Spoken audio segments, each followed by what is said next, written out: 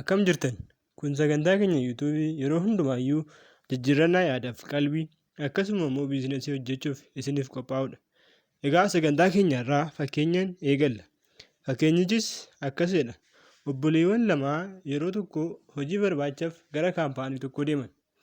Isaan lachuu akka carraa ta'ee hojii wal fakkaatuun kaampaanii sana keessatti mindeeffamanii hojii eegalan. Yeroo muraasa boodaa yookaan ji'a muraasa booda obboleessi inni tokko Soonuu kan jedhamu guddina sadarkaa hojii argate. Isa wajjin kan qacarame obboleessi isaa Moonuun immoo guddina hojii osoo hin argatin yeroo dheeraa dabarse. Sana booda guyyaa tokko hoogganaa isaatiif bilbilee aniif obboleessi koo Soonuun guddina hojii yeroo tokko kan seenne anis cimee hojjechaa jira innis cimee hojjechaa kan jiru maaliif inni qofti guddate jedhee gaafate. Sana booda halaqaan atis cimtee akka hojjettu nan beeka garuu guddina sadarkaa argachuuf ammas gahaa miti ittiin jedhe. Egaa guddina obboleessa isaa argee baay'ee hinaafaa kan ture Soonuun yeroo muraasa booda ani waajjira kana keessa yookaan kaampaanii kanaaf hin hojjedhu yoo guddina hojii naa kennitaniif malee jedheen. Egaa hoogganaan isaa isa hubachiisuuf baay'ee yaalee sana boodas akkasittiin jedhe. Egaa isin lachuudhaaf hojii manaa wal fakkaatu isiniif hin kenna. Hojii manaa kana yoo ati hojjette guddina mindaa obboleessa kee Soonuu caalu fi akkasuma sadarkaa guddinaa siifan kenna ittiin jedhe. Sana booda dhirsi jedhee Moonuunis gaafii gaafatame deebisuuf yookaan qormaata dhiyaateef deebisuuf walii gale. Sana booda deebitii gabaa dhaqi nama meeqatu namni muuzii gurguru meeqa akka ta'e ilaali kottuu jedheen. Sana booda akkuma gaafatametti Moonuun gabaa deemee namni muuzii gurguru gabaa keessa kan jiru nama tokko qofa jedhee deebise. Sana booda ammas deemitii gatii muuziin darzana tokko meeqa akka ta'e gaafadhu kottuu ittiin jedhe. Ammas deemee deebi'ee muuziin darzana tokko birri 60 jedhee deebiseef. Egaa amma taa'itoo dhageeffadhu. Obboleessa kee Soonuufis gaafii wal fakkaataa nan laadhaaf. Yeroo inni deebisus yeroon gaafadhus hordofii ittiin jedhe. Sana booda Soonuun gara gabaa deemee deebi'e. Akkuma deebi'een kinoo deebi'een jira. Egaa namni gabaa keessatti muuzii gurguru nama tokko qofa. Innis kiiloo birri 60. Egaa namtichaan kun muuzii kiiloo 30 qaba. Nama guutuu isaa yookaan jilmaa isaa fudhatuuf kiiloo tokkicha birri 30 hin gurgura. Egaa nuyi kiiloo 30 kana yoo irraa bitanne birri 60 yoo gurgurre bu'aa bareeda irraa arganna jedhee halaqaa yookaan hoogganaa isaatiif hime. Egaa yeroo kana dhageeffatu Moonuun baay'isee of ilaale. Sana boodas hoogganaa isaa dhiifama gaafatee gara hojii isaatti deebi'ee hojii hojjechuu eegale. Egaa akka waliigalaatti yaada kanarraa kan nuti barannu jireenya keenya keessatti yeroo hundaa hojii cimaan gahaa miti. Hojii cimaa wajjin ogummaadhaan yaaduunis baay'ee barbaachisaadha. Egaa Soonuun dogongora isaa yookaan Moonuun dogongora isaa baree obboleessi isaa Soonuun yaada isaa hojii cimaa qofa osoo hin ta'in abshaalummaadhaan yaaduudhaan akka isa caalu waan bareef gara hojii isaatti deebi'e. Egaa nutis fakkeenya kanarraa waan guddaa akka barannu hojii haardii workii caalaa ismaartii workiin akka barbaachisu cimanii hojjechuu wajjin akkasuma immoo abshaalummaadhaan malaan tooftaadhaan hojjechuun akka barbaachisu fakkeenya kanarraa ni baranna. Egaa fakkeenya Joon Firaansi kan jedhamu akkas nuun jedha beekan addunyaa kanaa. Yoo jireenya kee to'annaa jala oolchuuf to'achuu barbaadde barbaachisummaa yaada gaarii cimaa qabaachuun fudhachuun kee barbaachisaadha. Jireenya keessatti galmi tokko yoo hin jiraanne maal akka gootu hin beektu.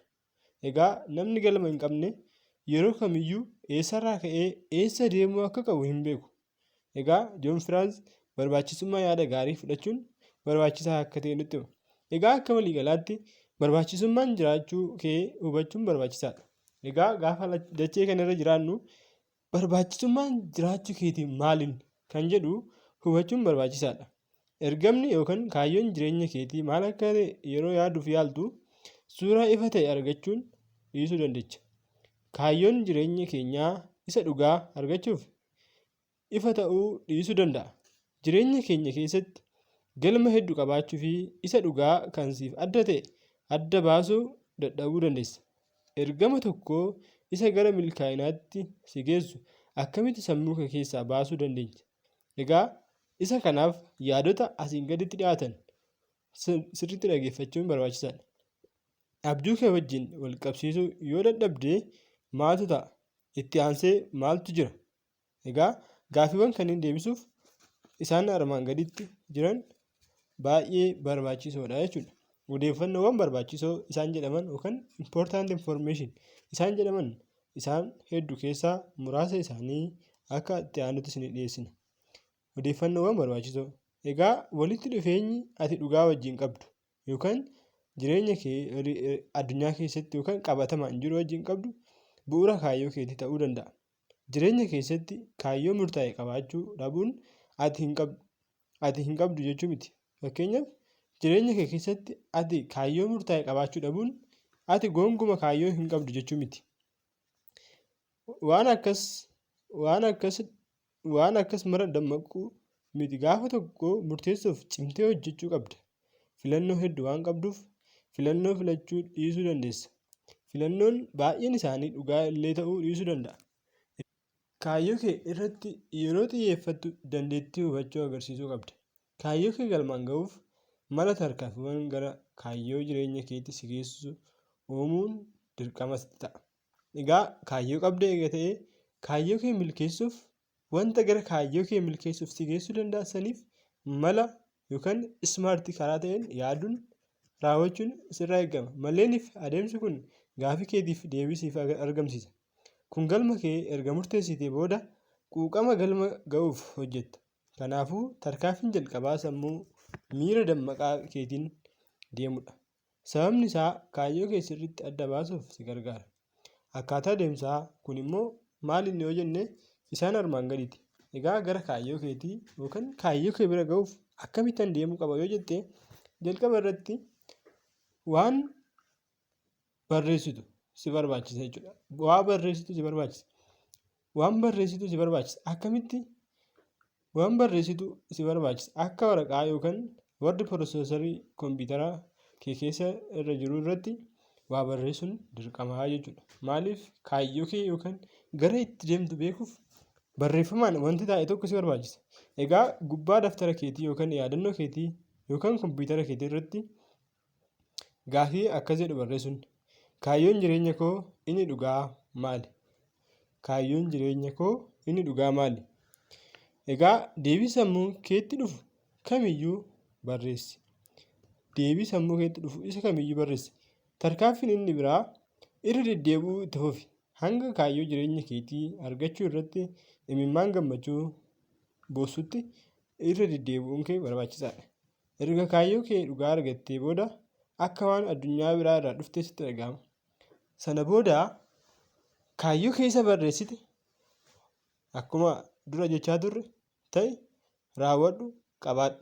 Egaa ta'e isa jedhameef kaayyoo keessa na galmaan ga'uuf isa fakkeenyaaf dureessa ta'uuf, nama jaallatamaa ta'uuf, nama beekamaa ta'uuf, nama isa kamiyyuu ta'uuf jalqaba irratti yaadan sadarkaa yaadatti kaayyoo kee irratti barreessi ta'e. Sana booda kaayyoo kee bira ga'uuf raawwadhu. Egaa isa raawwattee booda isa ati barbaaddu hawwii kee abbaa qabeenyaa ta'uu danda'a, maallaqa ta'uu danda'a, jaalala ta'uu qaba. Argadhu isa jedhu sana bira ga'uuf egaa isteeppiiwwan kanneen faana deemuun barbaachisaadha. Egaa sagantaan keenya kanarraaf qabanne gabaabsuudhaaf asirratti xumurraa yeroo itti aanu yaadota birootiin naga walitti deebinutti nagaa nu tura. Laayikii fi sabiskiraayib gochuun hin dagatinaa. Egaa qulqullina sagaleef wantoota biroo as keessatti nu mudataniif hundaaf suutaan kan sirreessinu ta'a. Ammaaf akka nu jajjabeessitan yaada keessan immoo koomentii irratti akka nu barreessitan maaltu sirrachuu akka qabu maaltu akka qabu akka nu asumaan nu faana dhaabattan sin gaafannaa. Yeroo gaarii qabaadhaa. Isinitti haa tolu. Baay'ee.